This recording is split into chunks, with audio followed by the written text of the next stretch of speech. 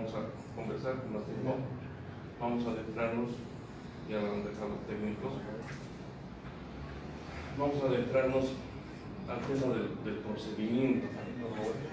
Ayer los colegas que no estaban, hemos compartido el siguiente análisis. Hemos reflexionado sobre el inicio del cambio del sistema escriturado al sistema oral. Hemos analizado las constantes reformas que ha habido en el sistema penal desde 1999 hasta el 2019. Hemos analizado los diferentes parches y las reformas. Después de las reformas y los parches que se ha visto, hemos hecho un poco de práctica jurídica, práctica forense jurídica, donde se ha dado un hecho fáctico y hemos llegado a un primer consenso. El primer consenso es definir, consensuar lo que es el delito en base a la teoría del delito, pero que la legislación penal boliviana aplica en nuestro sistema. Entonces hemos partido que tiene fundamentos finalistas. Los fundamentos finalistas, o sea, la escuela finalista desde 1940 y tantos, ya está en vigencia para su aplicación, para su consideración. Y en Bolivia, desde el Código Penal, que no ha existido muchas modificaciones en la parte general, sigue vigente, respetando lo que establece el artículo 13, que ayer sosteníamos, que defenestra, desecha el sistema causal con el párrafo de que la culpabilidad y no el resultado es el límite de la pena. Es decir, la culpabilidad tiene que ir cumpliendo ciertos parámetros, que tiene que haber una acción típica antijurídica culpable para reprochar la conducta de un agente. Posterior a eso, hemos definido que el delito es una conducta típica antijurídica y culpable. Hemos dado un caso y hemos difundido un modelo de subsunción, un modelo de análisis, donde hemos establecido un tipo de acción. Hemos entrado a la base de la tipicidad, donde se ha analizado un tipo objetivo y un tipo subjetivo. Luego hemos entrado a la antijuridicidad para ver si hay algunos caracteres establecidos en el artículo 11 que se llaman eximentes de responsabilidad, legítima defensa, estado de necesidad, ejercicio de un derecho o oficio, error de tipo vencible o invencible, o error de proyección, si existe una semi-imputabilidad o inimputabilidad en el agente. Y luego hemos establecido el tema de la culpabilidad, basados en el artículo 14 y siguientes, para ver el grado cognitivo, el grado volitivo, si ha habido incumplimiento, si ha habido negligencia. Entonces hemos hecho un análisis profundo, como se debería hacer, para luego hacer una teoría del caso. Y la teoría del caso hemos establecido que tiene tres componentes: la base fáctica, la base jurídica y la base probatoria. Ayer nos hemos concentrado con el hecho fáctico que estábamos manejando, que era un posible abuso sexual versus una corrupción de menores. Hemos visto que la base fáctica se acomodaba más a la corrupción de menores y hemos identificado el bien jurídico en base al principio de lesividad al bien jurídico. Hemos determinado que si se lesiona el bien jurídico, recién podemos reprochar a esa conducta y decir que él ha cometido un delito. En ese sentido, después de la teoría del caso, hemos entrado a otra herramienta, que son las técnicas de litigación, y hemos propuesto, hemos sugerido ciertos esquemas, ciertos tips de litigación en delitos de violencia, de víctimas especiales, un manejo del procedimiento de la ley 1173, que en Santa Cruz progresivamente se va a ir utilizando. Luego viene un esquema, otra herramienta, que es lo que realmente vamos a ver ahora, que es adentrarnos al sistema procesal y a ver las estrategias procesales que necesitan los abogados para poder defender un caso. Para eso se me ha asignado, se me ha pedido de la escuela de posgrado enfocar los principios y compartir con los colegas por qué son importantes los principios en el sistema procesal penal boliviano.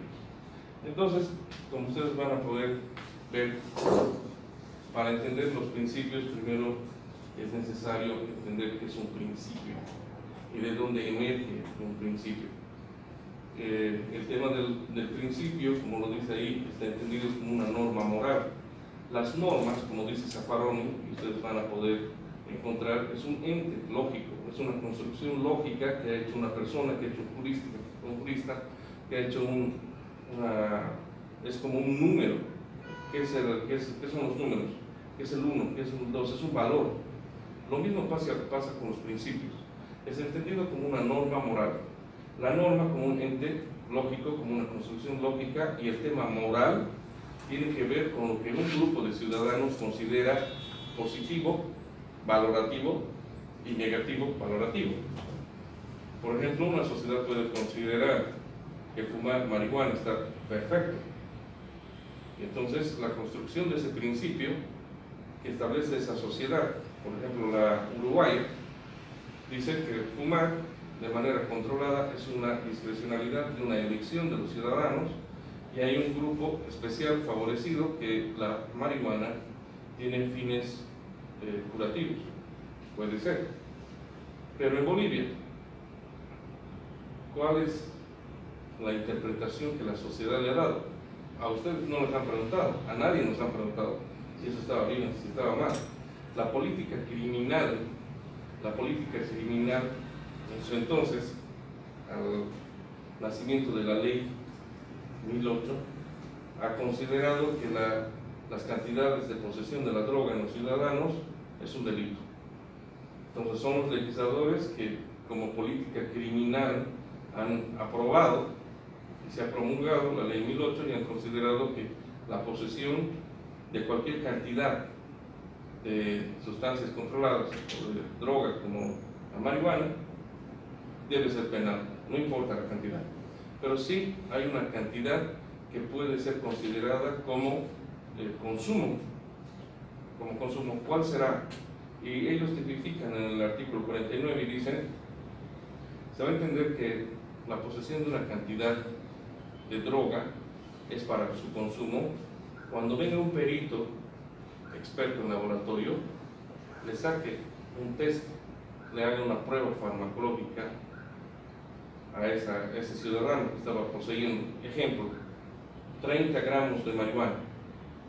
Y ese perito me va a dar a mí como fiscal de sustancias controladas un informe donde me dice, este ciudadano puede consumir 4 gramos, su cuerpo consume 4 gramos, muy bien.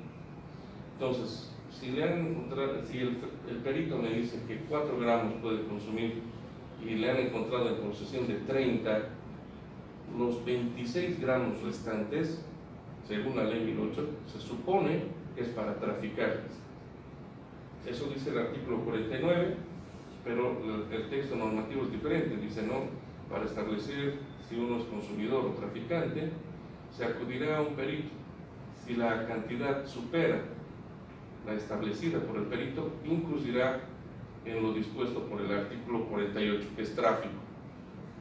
Y tráfico es entendido a aquella persona que tiene todos los verbos rectores del artículo 33, inciso M, de la ley 1008, que es poseer, comerciar, vender, transportar, todo lo que dice el artículo 33, inciso M, cuya sanción es de 10 a 25 años. Entonces, ese consumidor de marihuana, donde no le pueden vender como en la farmacia, denme 4 gramitos por favor, el dealer le da la bolsa y es sorprendido porque es consumidor, es pasible en Bolivia de entrar 10 años a la cárcel como mínimo. Los abogados especialistas en narcóticos, ¿qué es lo que hacen cuando tienen un caso similar al que les estoy contando? Los abogados especialistas agarran y le dicen al fiscal procedimiento abreviado por suministro.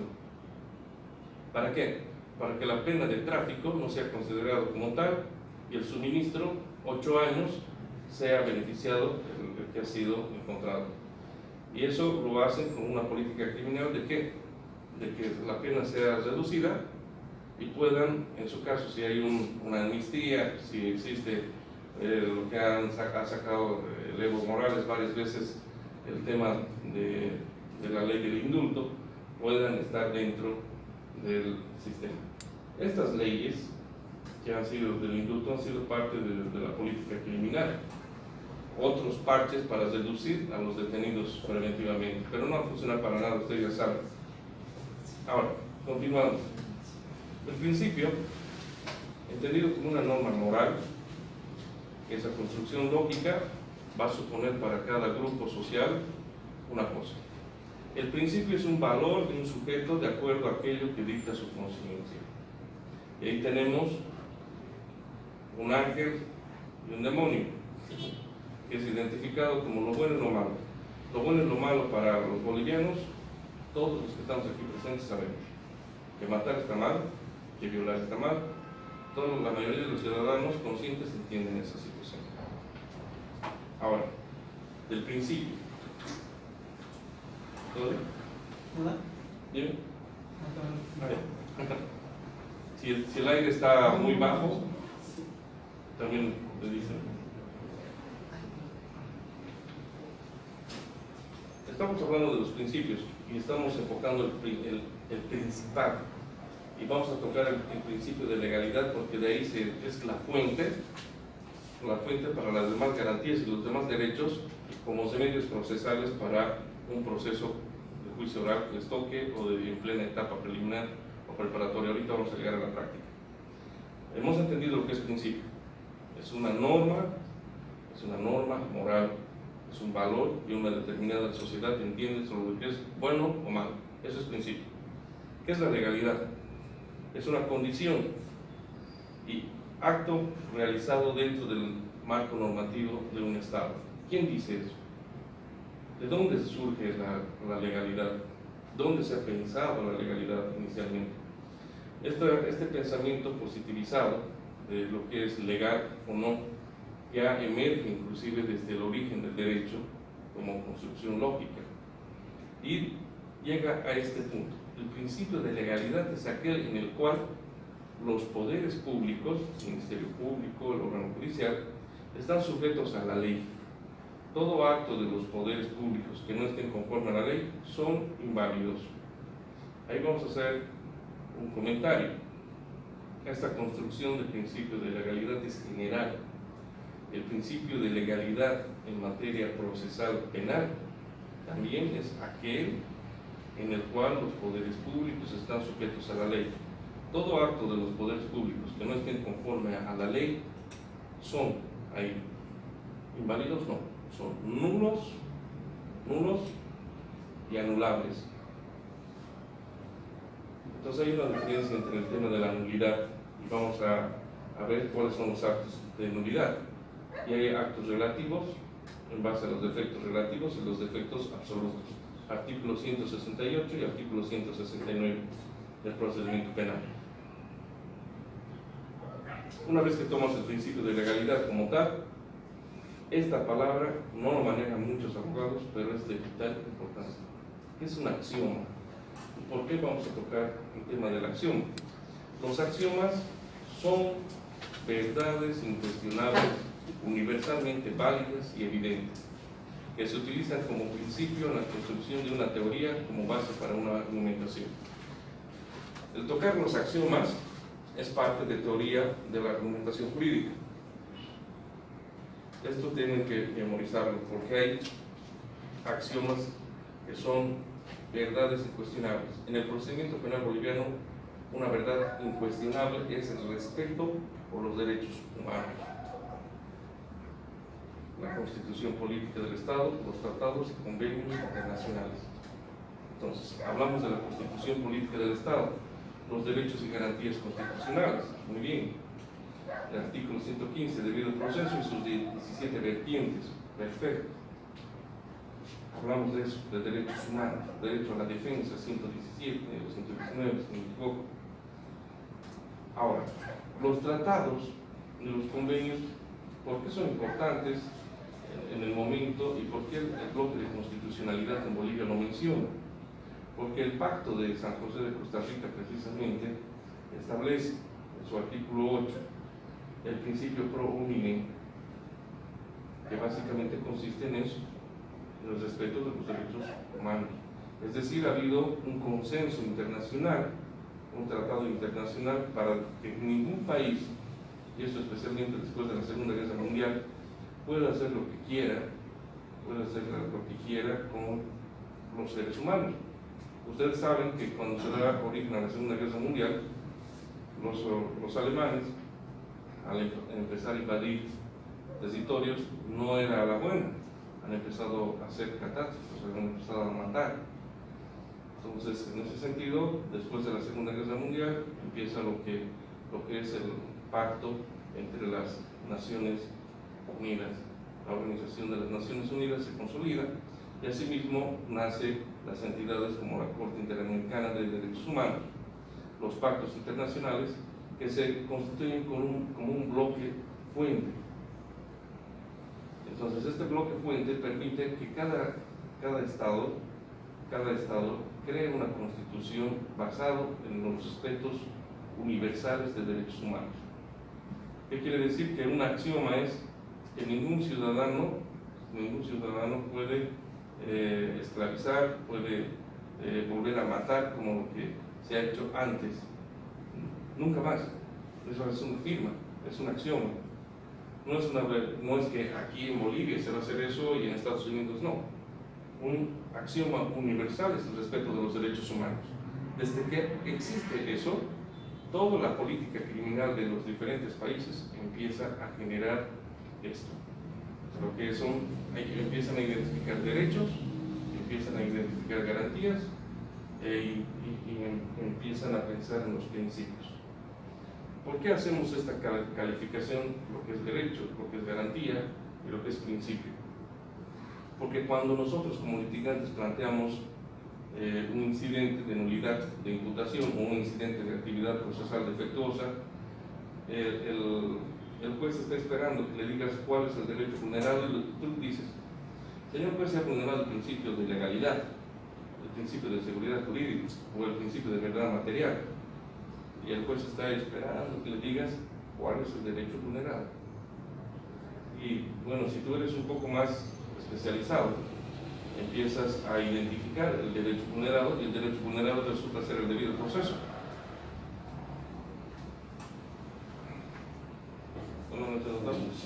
En ese sentido, el debido proceso como tal, cuando se está planteando un incidente de esta naturaleza, donde ya se ha identificado el derecho del debido proceso, el juez o los vocales están esperando que les digas cuál de las 17 vertientes del debido proceso establecidas por el Tribunal Constitucional basados en las fuentes, en los principios, se ha lesionado y de qué forma. Entonces, por eso es importante el axioma como tal. Ahora, este axioma está relacionado con la lógica jurídica y la lógica jurídica ha establecido ya un parámetro que dice todo lo que está jurídicamente ordenado está jurídicamente permitido. Eso dice la lógica. ¿Y por qué es importante la lógica? Cuando nosotros estemos haciendo uso de las técnicas de litigación y de impugnación, ya sea una apelación restringida o nos vamos a algo más sencillo, que es la apelación incidental. En la apelación incidental, el tribunal ACUE está esperando que le digas en qué ha fallado el juez ACUE, o el juez de primera instancia, o el juez instructor. Muchos abogados solamente van y le cuentan todo lo que ha sucedido, pero no precisan lo que el tribunal en apelación incidental está esperando. El tribunal en apelación incidental está esperando que le digan en cuál de las subreglas de la valoración el juez se ha equivocado. Si estamos hablando de que el juez ha valorado erróneamente una prueba, entonces hay subreglas de la valoración y una de las subreglas es la lógica, la ciencia y la experiencia. Estas subreglas, los vocales están esperando que les digan de qué forma ha lesionado el juez. Y si nos vamos a la lógica como tal, dice todo lo que está jurídicamente ordenado está jurídicamente permitido. Entonces, si el juez ha omitido considerar una prueba, ha vulnerado una de las subreglas de la debida valoración, y al no haber valorado debidamente ha vulnerado el debido proceso en su debida valoración. Diferente es la debida valoración de las pruebas a la debida fundamentación. El razonamiento de la lógica, el razonamiento de lo que estamos viendo es filosóficamente tan complejo, pero tan útil, porque nos va a ayudar a precisar, a plantear incidentes y razonamientos argumentativos totalmente armados. Por ejemplo, si el juez de primera instancia ha incluido en una omisión de fundamentación o es insuficiente su fundamentación, ¿qué norma ha transgredido? ¿Qué norma ha transgredido? Entonces, ¿vamos al esquema de valoración? No. ¿Vamos al esquema de la debida fundamentación? Sí. Entonces, el esquema de la debida fundamentación en el procedimiento penal, ¿dónde lo vamos a encontrar? Generalmente lo encontramos en la parte general, en el artículo 124 del procedimiento penal, donde el legislador, el proyectista, el legislador le ha dicho: señor juez, usted como juzgador no debe suplir la simple relación circunstanciada de los hechos por una fundamentación. La fundamentación es y tiene una estructura lógica, una construcción lógica. ¿Y cuál es la construcción lógica de una debida fundamentación? Una debida fundamentación debe tener una premisa mayor, una premisa menor y una conclusión. Eso es clave. Cuando un juez hace una debida fundamentación, nuevamente, cuando tiene una premisa mayor, una premisa menor y una conclusión. Esta construcción de este silogismo, PM con mayúscula, PM con minúscula, igual a conclusión, se traduce en PM mayor como presupuesto mayor o premisa mayor como la base fáctica. Como la base fáctica. Pero esa base fáctica tiene que estar relatada en base a los principios, en base a los derechos, en base a la teoría. Es decir, cualquier persona, cualquier juez que quiera enfocar una debida fundamentación, la parte de la consideración de su fundamentación, tiene que tener una teoría.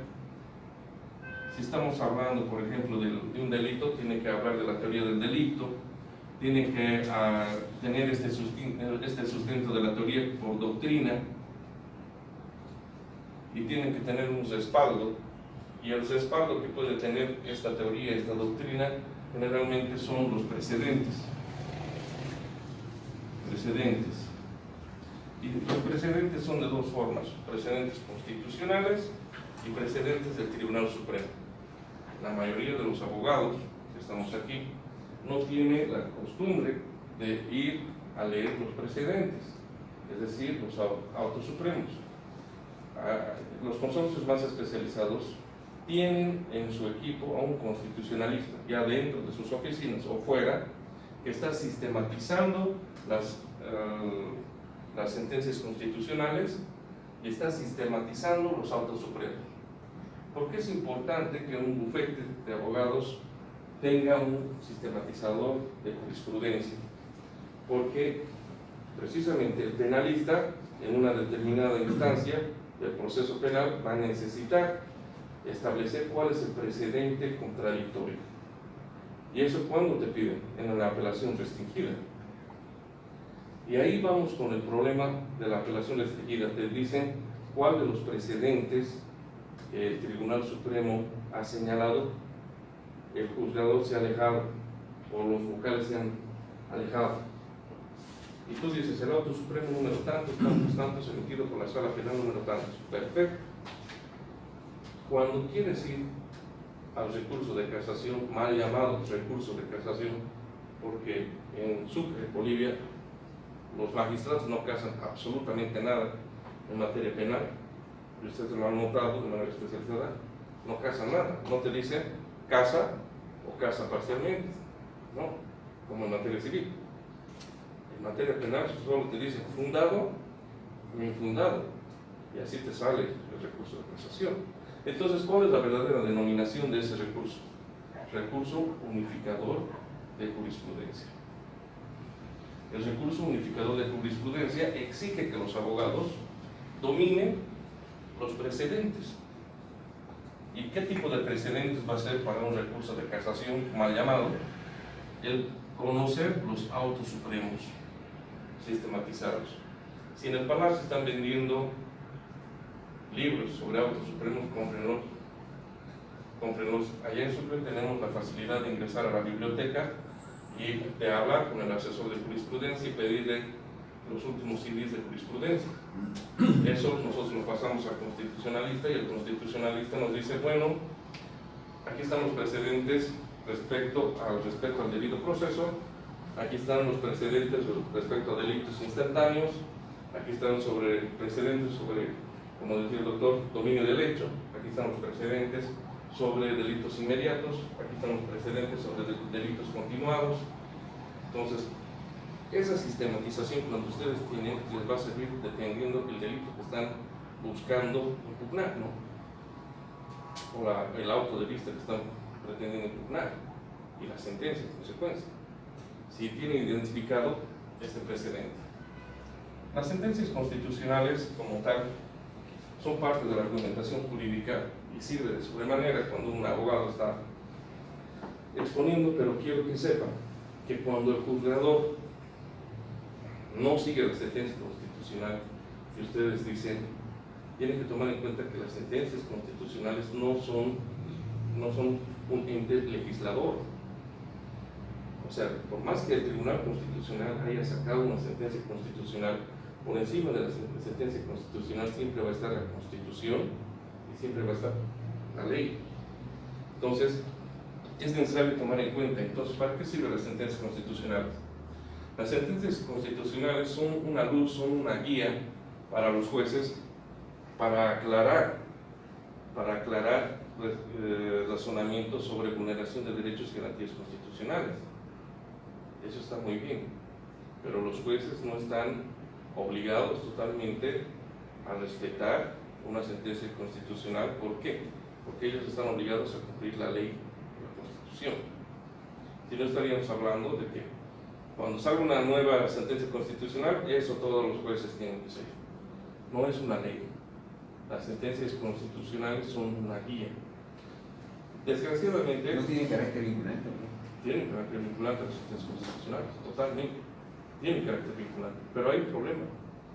Las sentencias constitucionales en nuestro país a veces sale blanco, a veces sale negro. Entonces no hay uniformidad de criterios. Esta falta de uniformidad de criterios, por supuesto, que va a llevar a considerar y a hacer un reclamo al juez, como dice el doctor. Señor juez, usted está obligado a seguir lo que dice esta sentencia constitucional, que es vinculante, pero para que sea vinculante, ¿cuáles son los elementos que debe tener? Para que sea objeto, causa. Sí. Imaginemos que sí, que lo tenemos, identidad de objeto, causa. Lo tenemos, perfecto. El juez va a considerar la argumentación jurídica que vamos a plantear, pero al final va a definir en base a esta premisa mayor, y luego viene una premisa menor,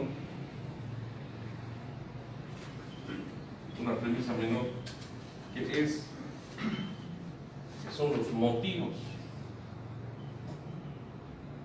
de la exposición, los motivos y la precisión del hecho. Es decir, si hablamos de un robo, aquí van a hablar todo sobre el robo.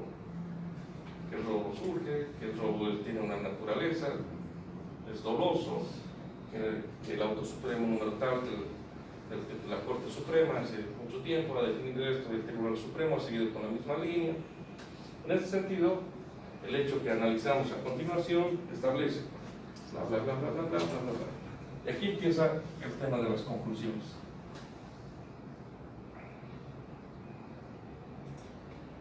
Entonces, cuando se tiene este esquema, el profesor Rodolfo Vigo que es un experto constitucionalista, dice: aquí hay una debida fundamentación. Aquí hay una debida fundamentación que todos los juristas, fiscales y abogados deben seguir. En el procedimiento penal, cuando un fiscal hace una fundamentación pésima, ¿qué es lo que está transgrediendo? ¿Hasta qué derecho está transgrediendo? El debido proceso.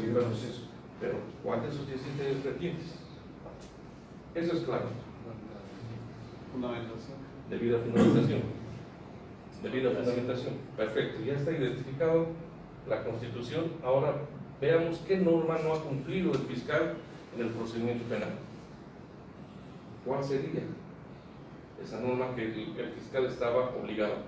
El artículo 73 del procedimiento penal, que establece el legislador y le dice: señor fiscal, cuando saques una resolución, esta tiene que ser debidamente fundamentada. ¿Y cuáles son las resoluciones que el fiscal saca? Resolución de imputación y la resolución de acusación. Ahora, con la ley 1173 se da un giro, eso está en la plataforma, se da un giro y obliga a que los fiscales hagan énfasis en las fundamentaciones y las imputaciones no sean una simple copia de lo que dice la denuncia y las acusaciones no sean una simple copia de lo que dicen las imputaciones. Hay parámetros de los que debe regirse el fiscal. Cuando tenemos esto, estamos empezando a lo que se llama el inicio del proceso. Entonces, si hay un principio de legalidad, vamos a estar también hablando de un principio de contradicción. El principio de contradicción antes no se tomaba en cuenta porque solo el juez investigaba, el juez emitía la resolución, el juez hacía todo. Estamos hablando de un sistema inquisitivo. En cambio ahora tenemos una víctima cuyo objeto de la víctima es la reparación del daño, que alguien haga algo, que puede ser justicia o que le separe el bien jurídico dañado. Tenemos a la parte imputada y la parte imputada también está protegida por derechos. Ahora, el principio de contradicción establece que cada uno va a plantear su teoría del caso y evidentemente el que va a resolver es el juez natural, que es su derecho. Otro de los principios importantes que vamos a analizar posteriormente tiene que ver con el principio de seguridad jurídica, que yo les decía ayer. Lo que busca Bolivia con la política criminal es que los ciudadanos crean en la justicia, que los ciudadanos digan: yo estoy seguro que si voy a litigar, por supuesto que lo que defina el juez, inclusive voy a pensar si voy a apelar o no. Aquí, en la práctica jurídica en Bolivia, puedas tener una sentencia condenatoria, una sentencia absolutoria, van a apelar. Pocos son los abogados que analizan y dicen: no está bien lo que ha dicho el juez, vamos a perder el tiempo si apelamos. O como otros abogados dicen: todo se va a resolver allá en Sucre, no te preocupes, la cosa es llegar a Sucre. Entonces esos razonamientos hay que cambiarlos. Ahora, los tipos de axioma en el principio de legalidad empiezan a concentrarse mucho más profundo. Y hay un axioma de inclusión, y el axioma de inclusión está referido a que todo lo que está jurídicamente ordenado está jurídicamente permitido.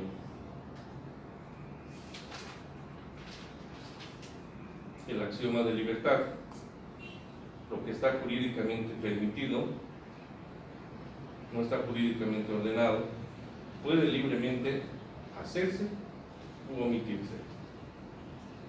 Razonemos, reflexionemos esto para que entendamos. Lo que, estando jurídicamente permitido, no está jurídicamente ordenado, puede libremente hacerse u omitirse. La libertad de hacer u omitir no tiene que ver el orden con el de estar organizado. Lo que está jurídicamente ordenado es lo que manda la ley. Lo que está jurídicamente permitido, ¿qué está permitido? Está libremente permitido circular, está libremente comerciar, está libremente permitido hablar, expresarse por los medios de comunicación. No está jurídicamente ordenado. ¿Qué quiere decir que no está jurídicamente ordenado? No dice la Constitución, todos está permitido hablar, está permitido. Entonces aquí hay una discrecionalidad de la acción de libertad. Puede libremente hacerse o omitirse. Hacerse o omitirse. Entonces, puedo hablar, puedo reír, puedo gritar, puedo moverme. El tipo penal difiere del tipo normativo. Esto es clave entender. El tipo normativo es desde el artículo 1 del Código Penal parte general hasta el artículo 108. Entonces, esos son tipos normativos. La diferencia del tipo penal es que los tipos, desde el artículo 109, descritos como delitos, tienen una pena. No podemos decir el tipo penal descrito en el artículo 13, ahí ya, en la argumentación jurídica, el que domine va a decir, a ver, ¿cómo va a decir el abogado que es un tipo penal en el artículo 13 cuando ni siquiera se establece una sanción? Hay una pena cuando el tipo expresamente dice será sancionado. Esos son tipos penales. Los tipos normativos son los que yo le estoy diciendo. Y los tipos normativos te hablan y te dicen, tú puedes hacer lo que quieres. Incluso te doy permiso para que le golpees a esa persona si pasa esto.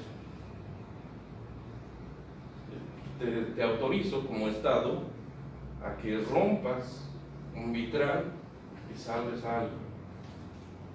Te autorizo a que ejercites tu cargo si haces esto. Entonces, los axiomas de libertad están enfocados a eso. Lo que está jurídicamente permitido no está jurídicamente ordenado en nuestra Constitución. Entonces, hay una libertad de los ciudadanos de hacerse o omitirse. Vámonos al tema ya del conocimiento, a las verdades ontológicas jurídico de contradicción. ¿Qué dice? Por lo que un proceder no puede estar prohibido y permitido al mismo tiempo. Entonces, ahí hay una parte que el debido proceso también lo llama como principio de congruencia. Principio de congruencia en el debido proceso del proceso penal. El principio de congruencia establece eso. Por lo que un proceder no puede estar prohibido y permitido al mismo tiempo. Es decir, si yo digo, como norma, está prohibido matar a alguien con conocimiento y voluntad, pero sí está permitido matar a alguien con conocimiento y voluntad. Entonces, cualquier ciudadano, al utilizar la lógica, la racionalidad y la razonabilidad, van a decir, aquí me dice que está permitido, luego me dice que no está permitido, está mal. Pero si te dice, como establece el artículo 11 del Código Penal, está exento de responsabilidad penal solo en estos casos: legítima defensa, estado de necesidad, ejercicio de un cargo. Bueno, ahí ya le ponen los casos, las especificaciones, está perfecto. Pero cuando haya estas incongruencias, ¿cuál es el remedio procesal que los abogados plantean actualmente? Cuando la Constitución te dice blanco y negro a la vez, o cuando encontramos una norma específica, la acción, correcto, es una acción, pero ¿de qué naturaleza? O sea, lo que dice el colega, hay un remedio para subsanar estas normas: abstracta o concreta. Abstracta, ¿de qué hablamos? De todo. Toda una norma, de todo un grupo de normas. Y es concreta cuando hablamos que solo una un artículo está realmente mal. Y eso lo hemos encontrado en el artículo, en la ley 1008, bastantes. Se han planteado varias acciones de inconstitucionalidad, pero el Tribunal Constitucional ha dicho por proteger un bien mayor, ha tomado la tesis utilitarista, y ahorita les voy a explicar. Para cuidar un bien mayor, vamos a decir que esto está permitido. Analicemos eso. ¿En qué consiste la tesis utilitarista? En filosofía jurídica hacen este ejemplo y ustedes van a responder con sinceridad y ustedes van a definir qué clase de razonamiento tienen. Estamos hablando de un tren, de un solo vagón que tiene dos botones y está suelto y está yendo a toda velocidad sin freno, a toda velocidad. A 1 kilómetro ustedes pueden divisar, que hay dos rieles, uno a la izquierda y uno a la derecha. Por el celular, por las radios se enteran que uno de los psicópatas más grandes ha puesto en el vagón, en el carril izquierdo, a 2 personas atadas para que el vagón vaya en su marca, y en el otro ha puesto a 5. Entonces va a depender del ciudadano que está operando escoger si va a ir a la izquierda o va a ir a la derecha.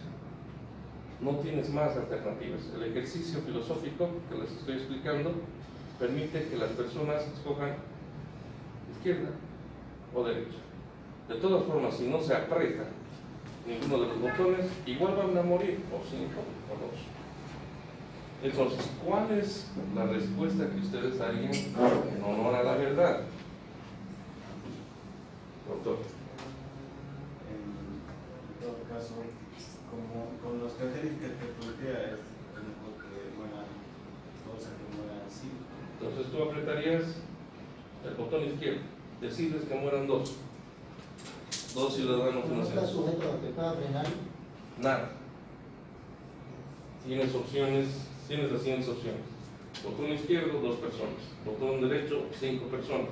No hacer ninguna, igual va a morir o 2 o 5. Las respuestas son importantes. Aquí dice el doctor, botón izquierdo, 2 personas. Pum, pum, pum, mueres. Doctor, ¿cuál sería su decisión? Tal vez algunos dicen, no, yo no haría nada. Obviamente, digamos, uno quita el bien menor, o sea, el bien Es mal menor, ¿no? digamos, es mal menor. Entonces, prefiero que mueran 2 a que mueran 5. Primer razonamiento. ¿Sí? No, digo, dejarlo que se vaya cuando se vaya solo, vamos viendo que le toque para que Esa es una acción a los dos lados. negativa llamado omisión. Omisión, ya 5. Podías haber salvado, David, se ha ido por aquí. Podías haber salvado. El resultado te va a recriminar, te va a decir, pudiendo haber apretado de izquierda, dejar que mueran 5. Entonces, ese pensamiento filosófico, el profesor Diego Dukleitsky, que lo pueden buscar, es un argentino, ha dicho, esa posición se llama utilitarismo. Y el utilitarismo es lo que bastantes constituciones, bastantes sistemas procesales maneja y dice, preferimos un mal menor a que haya un mal mayor. Y eso también está sustentada en nuestra Constitución. Esa misma lógica tendría la norma en la medida en que pone la legítima defensa o bueno, el estado de necesidad, o en el caso administrativo, el tener que tomar decisiones rompiendo ciertas normas administrativas, pero pelando del patrimonio y el patrimonio del Estado, por ejemplo. Depende. Eso depende de cada hecho fáctico. Porque si yo te digo sí, estaría admitiendo que tú puedes incumplir no dar cumplimiento a la ley, eso si es funcionario público se llama incumplimiento de deber. Entonces puede estar sancionado, pero yo lo estoy haciendo por salvar, pero tu criterio está tipificado. Y mientras la acción esté tipificada, sea antijurídico culpable, es un delito. Pero estamos hablando de bases, de fuentes inclusive, no solamente en leyes especiales como el Código Penal, el procedimiento penal o el tema administrativo, estamos hablando de la Constitución misma. Este sistema utilitarismo es un ejemplo. Otro ejemplo, pero que tiene que ver con ética y deontología. Ustedes son médicos, todos ustedes son médicos. Y hay una situación, sus pacientes son 5. Cada uno de ellos necesita un trasplante de órgano. Necesita un trasplante de órgano. Pero no se encuentra a personas compatibles. Algunos necesitan estómago, otros riñones, corazón. Resulta que de sus 5 pacientes que necesitan un trasplante, llega una persona fracturada, con doble fractura. Y ustedes hacen el sondeo de que puede vivir, es una fractura, por supuesto que puede vivir, pero descubren que todos los órganos que tiene esta persona son compatibles para 5, para las 5. Entonces empieza a molestarles un pensamiento y les dice: oye doctor, oye doctora, este ciudadano, si tú permites que muera, vas a salvar a 5. Vas a salvar a 5. ¿Lo harían? Ahora, pero estamos haciendo lo mismo, el mismo ejercicio que hace unos segundos. Ustedes han dicho sí, más menor. No, En este caso, ¿qué variables hay? Que el casano no tiene un daño mayor No, como para... en este caso, ustedes tienen el poder de elegir. En el otro, no tenían el poder de elegir. En el otro les han dicho: eres blanco o negro, ¿verdad? Ahora ustedes tienen el poder de decidir qué hacer. Y se les plantea la misma situación, ¿no? Si muere este ciudadano, pueden estar 5. Primer ejercicio. ¿Lo harían o no lo harían? En este caso, la mayoría ha dicho no lo haríamos, porque hay un juramento hipocrático en el que se tiene que salvar a este ciudadano, lo que los demás, la consecuencia de los demás es la consecuencia, no primordial es salvar a este ciudadano. Muy bien. Otros aspectos. Los 5 que están aquí son científicos, son personas que realmente aportan mucho a la sociedad. Y el que les ha tocado había sido uno de los violadores, pedófilos más grandes de existir. Justamente en la persecución se han roto su piel. Es autor por lo menos de 30 violaciones. Entonces, les toca decidir, y es compatible. Es compatible y no hay la pena de muerte en Bolivia. No hay la pena de muerte, lastimosamente. Pero hay la mala praxis. Entonces, usted doctor lo haría, que muera este tipo y le salvamos a 5. Este tipo es una basura para la sociedad. No hay quien protocolo que cumplir. Exacto, ya vamos bien, hay normas que cumplir. Pero además de eso, doctor, usted decía, digamos, ¿no? El marco del axioma, ¿no? Hay derechos humanos y hay derechos fundamentales de ese, más allá de que sea delincuente, criminal, pobre. Entonces, ahí ya comprendemos la existencia de principios como el de legalidad y los axiomas universales. Cuando todos los ciudadanos y especialmente los abogados comprendemos lo que el doctor ha deducido, entonces ya hay los filtros de las decisiones. Estos filtros de decisiones te van a decir: por más que sea un violador o un desgraciado, tiene derechos y garantías constitucionales como todos los ciudadanos. Principio de igualdad de condiciones. Perfecto. Entonces, que muera la gente inocente, sí, porque los principios que estamos diciendo en Bolivia son los que hemos establecido y hemos firmado cumplir. Ahora empezamos ya más profundo todavía, axioma ontológico jurídico de exclusión del medio. Si un proceder, si un accionar no está jurídicamente prohibido, está jurídicamente permitido o viceversa, si está claro. Ahora aquí viene la exclusión del medio. Si no está jurídicamente permitido, está jurídicamente prohibido. Entonces, ¿cómo identificamos, cómo entendemos esto?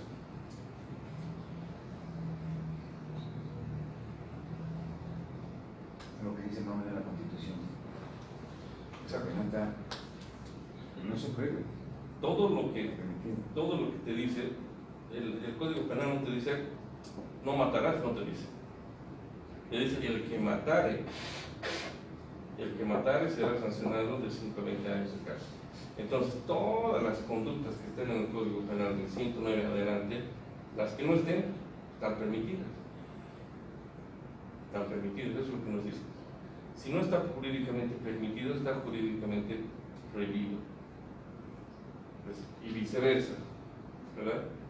Si no está jurídicamente permitido matar, está jurídicamente prohibido. Si nosotros no hubiéramos incluido desde 1997 el tema del error de TIC, el error de prohibición, la legítima defensa, entonces no hubiéramos estado permitidos defendernos, no hubiéramos estado permitidos cometer errores y todas nuestras conductas serían sancionadas, como les he dicho en la escuela católica, los epilépticos, los que están en estado de inconsciencia, los semi-imputables, todos serían sancionados. Entonces han puesto filtros que son los axiomas ontológicos del conocimiento jurídico de exclusión del medio, se llaman de exclusión porque hay ciertos procederes, ciertos actuados que si bien están excluidos pueden estar permitidos si están tipificados en la norma. El axioma de identidad: todo objeto del conocimiento jurídico es idéntico a sí mismo. Esto es ya un poco más complejo. Todo objeto del conocimiento jurídico es idéntico a sí mismo. ¿Qué quiere decir? Y esto tiene que ver con el artículo 14 del Código Penal, dolo. Hay un elemento cognitivo y hay un elemento volitivo. Todo objeto del conocimiento identifica a la gente. Si su conocimiento, si el elemento cognitivo de esa persona era proceder a golpear a alguien, entonces ese proceder va a identificar quién es esa persona. Pero si esa persona es un loco, como tal, ese conocimiento se va a analizar si realmente tiene lógica o razonabilidad su proceder. Al igual que mata, aquel que quiere matar o aquel que quiere robar, el conocimiento va a permitir el camino del recorrido del iter criminis. Hay algunos agentes que lo hacen de manera perfecta y hay algunos agentes que lo hacen de manera irracional, pero no hay ningún crimen perfecto. Aquí habla de la identidad del conocimiento. Pero esto, del axioma de identidad, ha permitido hablar a Roxin sobre el etiquetamiento penal. ¿Alguien ha escuchado hablar sobre el etiquetamiento penal? Les comento que el etiquetamiento penal en Bolivia es muy común. Es muy común por discriminar a la gente. A veces vemos a sujetos con una característica de ropa y forma de vestir y forma de oler, es maleante. O sea, ya le decimos por su forma de ver, vestir, es maleante. ¿Por qué etiquetamos previamente sin haber visto que ha cometido un delito? Porque la mayoría de esa forma de los que visten así y huelen así y tienen su cabello así son los que delinquen. Como la teoría de Ambrosiana, más o menos. Ay, correcto.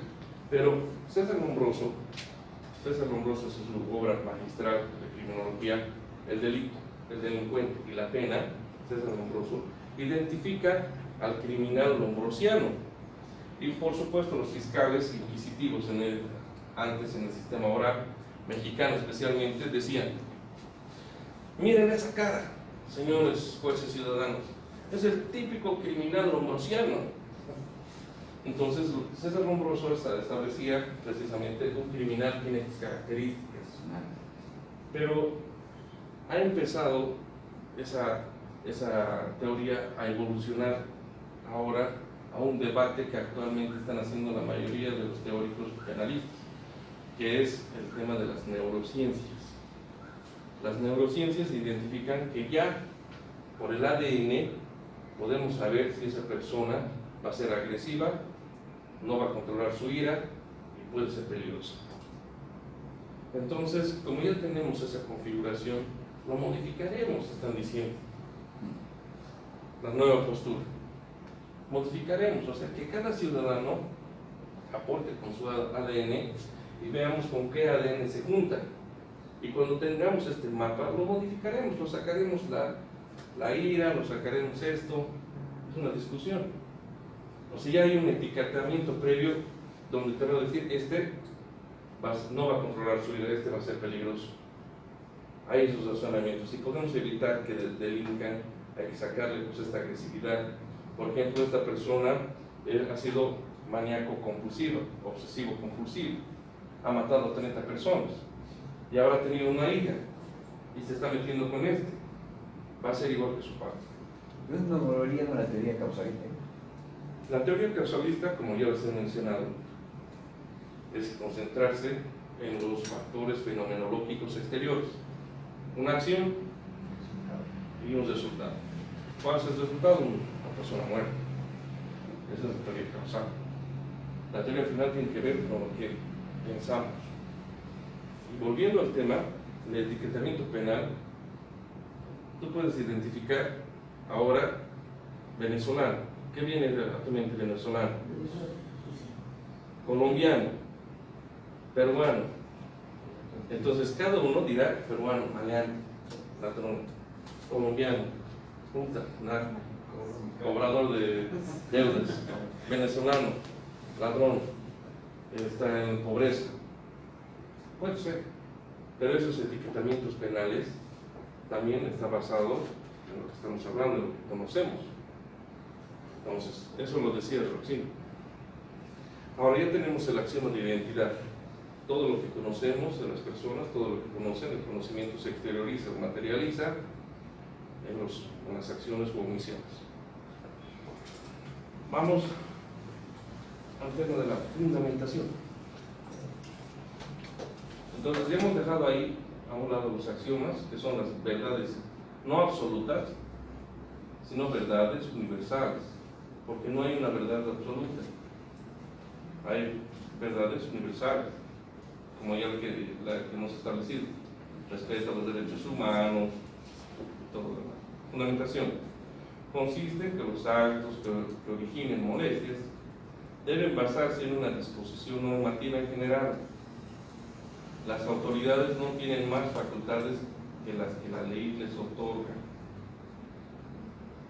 Entonces, cuando a un juez le has pedido la asistencia familiar y el juez, además de la asistencia familiar, está definiendo con quién se va a quedar el niño,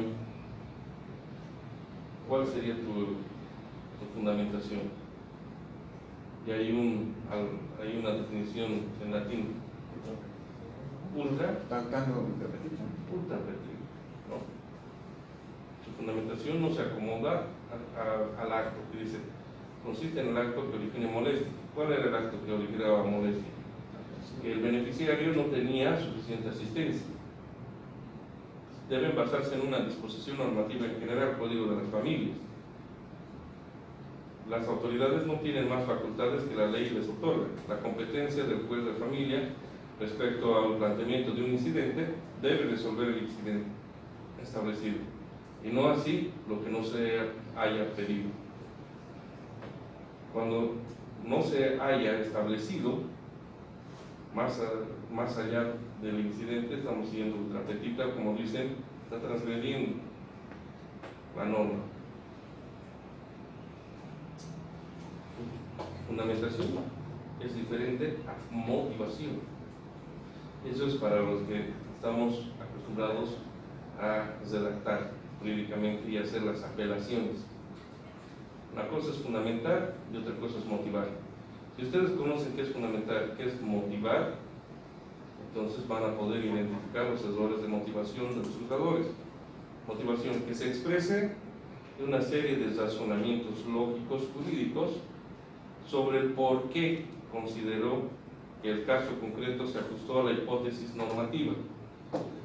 Razonamiento. ¿Qué es lo que trata de decir? ¿Por qué el juez ha archivado que esa conducta es delito? ¿Por qué?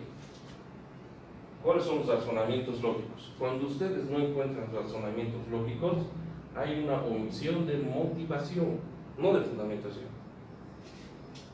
Entonces, mientras más específicos sean en el reclamo al tribunal, a los vocales o al tribunal de juicio, cuando vean que no hay razonamientos lógicos jurídicos sobre el por qué consideró la base de la acusación el fiscal, entonces hay una ausencia de motivación en la acusación.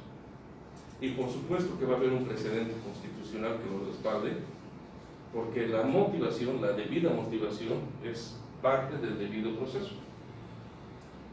Entonces esto es clave y emerge de la fuente. La fuente es el principio de legalidad. El principio de legalidad va sacando los axiomas que conocemos, empieza con la fundamentación, empieza también con la motivación, y nos vamos a esta frase. Para el Estado, todo lo que no le está estrictamente permitido, le está estrictamente prohibido.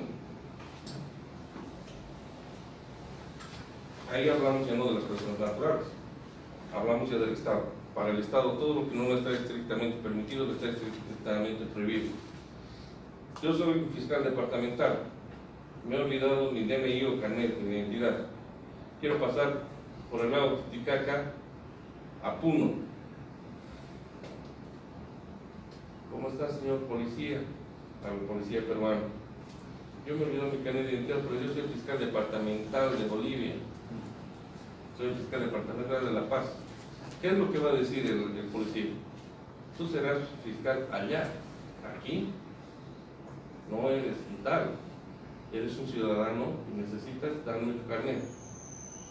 Entonces, para el Estado todo lo que no le está estrictamente permitido le está estrictamente prohibido. Para el particular, todo lo que no le está estrictamente prohibido le está permitido. Entonces, es lógico lo que estamos haciendo. Una consultita, doctor, para efecto, digamos, de anotar, ¿esto lo van a subir a la plataforma? Por supuesto. No, nosotros yo entro a la plataforma y no picar nada, no puedo, no sé qué. En Claro, de la 1173, claro. los 4 módulos de la 1173 se les he puesto como material adicional, porque si vamos a hablar del procedimiento penal, no vamos a hablar del procedimiento penal anterior, vamos a hablar del procedimiento penal vigente, del que se está aplicando. Pero ahorita estamos sondeando, estamos tocando las puertas para entrar al fondo del análisis, que lo vamos a hacer así ahora, en los casos concretos. Y me he permitido cargar esos 4 módulos. Los 4 módulos tienen, porque este material que tienen es en Prezi. No sé si ustedes conocen el sistema Prezi. El sistema Prezi es un sistema nuevo donde ya no manejas PowerPoint, todo lo manejas por red de internet. Entonces tú te lo bajas esto, la información está como en Google, pero el intérprete jurídico selecciona cuáles son las mejores diapositivas en Prezi. Entonces, esto está en Prezi, nosotros lo vamos a bajar, ya me ha dado la licencia de la plataforma, lo van a tener para que ustedes se expongan igual. Entonces, además vamos a adentrarnos luego a los principios puros. Ahorita estamos tocando en general. Y aquí hablamos y tocamos, estamos aterrizando ya un poco ya estamos aterrizando, que es el principio de legalidad penal. Penal es el fundamento en virtud del cual ningún hecho puede ser considerado como delito, sin que una ley anterior lo haya previsto como tal. Ahí hablamos, eso es clave. Si no está tipificado, ya les decía ayer, no hay delito. No hay delito. Y eso, cuando se ha iniciado el proceso penal en 1999, habían los excelentes abogados que planteaban la excepción de falta de acción por atipicidad. Y los jueces no sabían qué hacer, porque el Tribunal Constitucional no se manifestó sobre eso. Excepción de falta de acción por atipicidad. Sí, señor juez, yo voy a demostrar que lo que nos ha traído el representante del Ministerio Público es atípico. ¿Por qué? Porque están mal tipificados los abogados. A medida que ha existido jurisprudencia, a medida que ha habido práctica jurídica, el Tribunal Constitucional se ha dado cuenta que esa chicana jurídica ha sido utilizada para tener un anticipo de sentencia a través de una excepción. Entonces, ¿qué es lo que ha hecho? Ha identificado para qué servía la excepción de falta de acción. Y la excepción de falta de acción tiene dos vertientes. Eso es lo que ya ha definido todos, entonces ya no han podido plantear la excepción de falta de acción por atipicidad, se les ha caído eso. Estaba permitido antes. Entonces la falta de acción ha sido porque no ha sido legalmente promovida una acción o porque existe un obstáculo. Entonces ha precisado que tal vez la querella no tiene los fundamentos, la querella no ha tenido, existe algo, un óbice para proseguir la acción. Entonces la acción penal no es legalmente promovida. Entonces, cuando no es legalmente promovida, es que no han seguido los tipos normativos procedimentales para promover la acción penal. Por ejemplo, que se trata de una acción penal privada, se trata de una calumnia y lo está presentando a la Fiscalía. Y el Ministerio Público, por desconocimiento, en un caso hipotético, ha aperturado la promoción de la acción y ha comunicado al juez instructor que te van a imputar por calumnia. Y el fiscal está solicitando eso. Entonces tú dentro de los 10 días presentas la excepción de falta de acción porque no ha sido legalmente promovido. Entonces tienes que explicar en esa vertiente cuál es lo legalmente, cuándo se hace legalmente la promoción del delito de calumnia. Ante un juez de sentencia. Entonces a eso se refería. Entonces el Tribunal Constitucional se ha dado cuenta que la excepción de falta de acción por atipicidad se llama excepción de atipicidad, y en Bolivia no estar tipificado vulnera el principio de legalidad y no se considera como excepción. No puedes plantear excepción por atipicidad o incidente de atipicidad.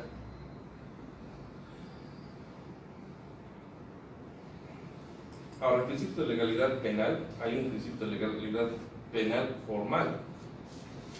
Y aquí empezamos con el tema que ya conocemos, nos han dado los profesores de filosofía o criminología, non crimen sine prevalenti.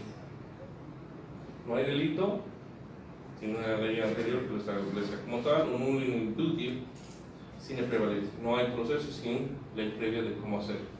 Estas frases, non crimen y todo eso, antes en las clases de derecho romano, te hacían memorizar el latín. Son aforismos en latín. Que antes, cuando el abogado mencionaba más esto y lo hacía más incomprensible, era el mejor abogado. Ahora no sirve de nada. Mientras más claro seas, mejor. Principio de legalidad de los delitos. Es una acción jurídica, que significa que es una verdad universal, jurídica, en virtud del cual ningún acto u omisión voluntaria es considerado como delito sin que la ley escrita cierta y anterior lo haya previsto como tal. Principio de legalidad de los delitos. Solo está hablando ahora de las acciones u omisiones aquí. Acciones u omisiones entendidas como un proceso de culpabilidad, ¿no? Acción o omisión típica, jurídica, culpable.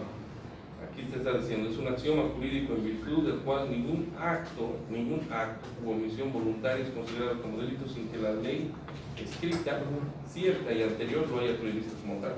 Entonces hay tres requisitos que también ya lo sabían como redacción jurídica y como argumentación jurídica.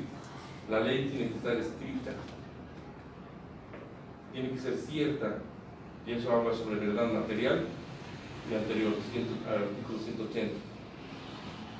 Ley escrita, ¿por qué consideramos ley escrita? Porque la ley no es lo que anuncia a la gente. Tiene que ser escrita, ¿por qué? Porque hay la formalidad de la Constitución.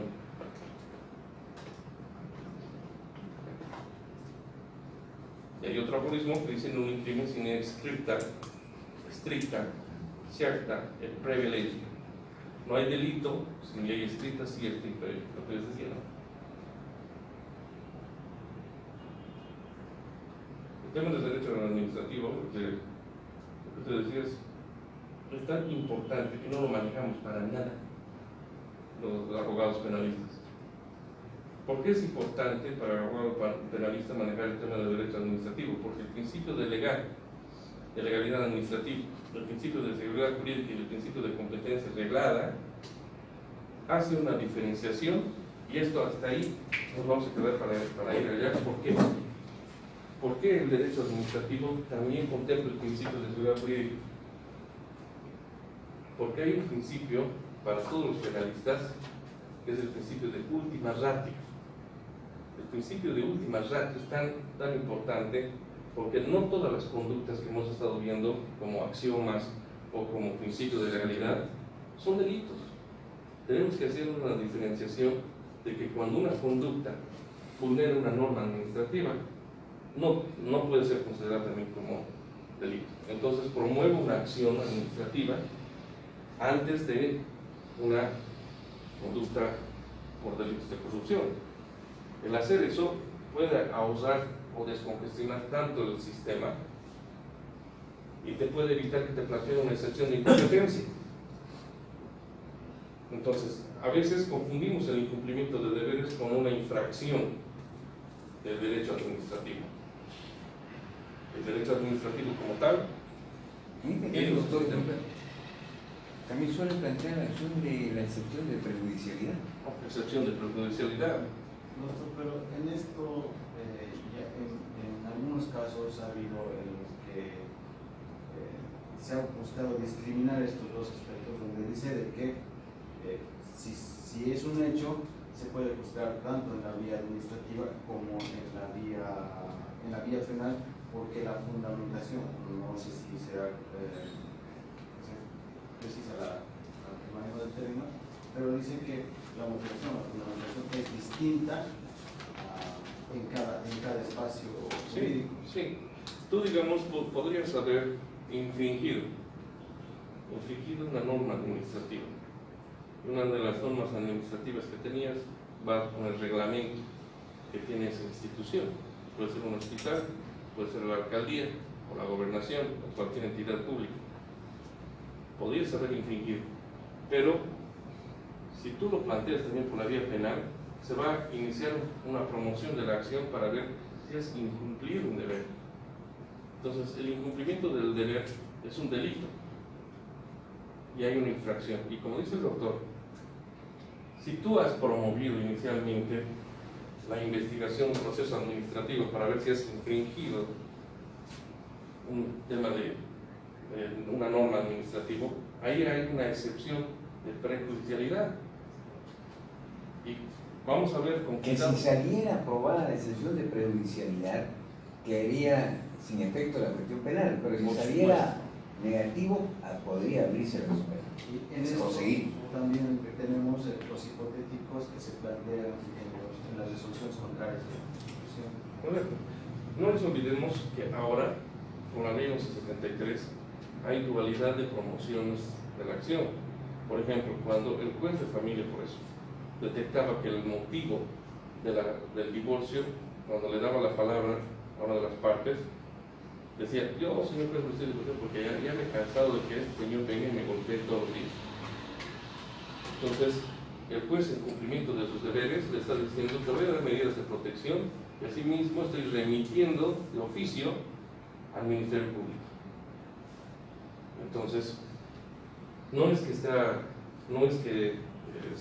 está promoviendo dos acciones y esta se tiene que resolver primero, sino el juez se ha enterado que hay un hecho fáctico, hay base fundamentada para la investigación de un reproche criminal a esta persona por haber pegado a esa persona, y el proceso familiar va a continuar. Ahora, la infracción que tú hayas hecho a un reglamento en una alcaldía puede ser también considerado un delito y lo van a remitir. La MAE, como la persona que tiene la mayor responsabilidad, va a decir: no, lo que has infringido esto, pero también es delito.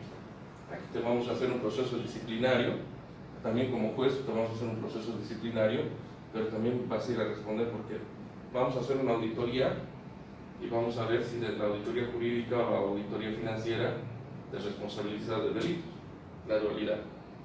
Pero si la base fáctica habla solamente de infracción y tú también lo promueves por aduciendo que es delito, eres susceptible de una excepción.